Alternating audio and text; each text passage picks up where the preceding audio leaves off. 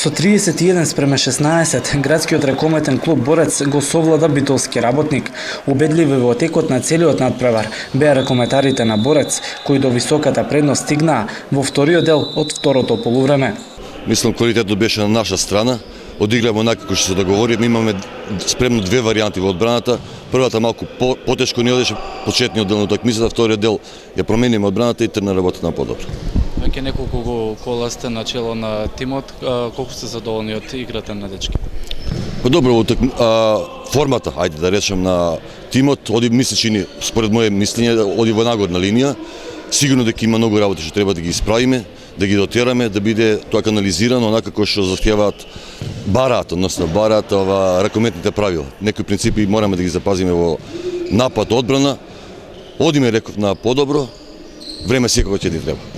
Тимот на битолски работник е составен од претежно млади момци, кои се од јуниорските, па и пионерските генерации на ракометари. Искуството на домаќинот било пресудно за високиот пораст на битолчани, смета тренерот Марковски. Борец, Велес, клуб со традиција, собра во овој момент се она што е квалитетно од нивниот град. Искусно би рекол сите со овие играчи кои што во изминатите години играле во супер лигашки екипи и секако дека нивното искуство од големо значење.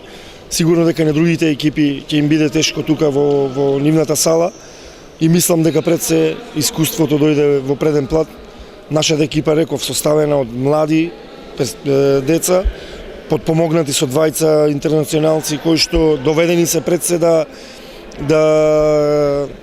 го прикажат и да го дадат нивното знаење на овие млади играчи. Мислам дека во овој момент ова реално можеби не е резултатот од 15 разлика, но рековме во втор план е и ние ќе пробаме да го искористиме секој овој надпревар како против Велес и по другите противници да стекнеме едно огромно искуство кој ќе ни биде потребно во иднина. Василевски очекува победи во идното коло, каде ќе се сретнат со тимот на Македонија Ѓорче Петров во Скопје. Исто така тој очекува победи и на престојните надпревари од првиот дел од сезоната. Мојот план е дека ние ќе завршиме овие три кола и ќе продолжиме. Фактички завршува првенството на 29-30 ноември. Ние секој дека ќе продолжиме и декември месец да работиме. Новогодишна пауза, Божитна и таму до стара нова година сигурно дека ќе одмореме и после тоа повторно почнеме. Затоа што реков, имаме многу работа да се работиме. Е чека напорна пролет. Ќе дајме се од себе да се спремиме максимално што можеме, па дали ќе успееме во нашите намери и целта на управата ќе видиме. По гостувањето во Скопје, следен противник на домашен терен на Борец ќе му биде ГРК Лозари од Кавадарци.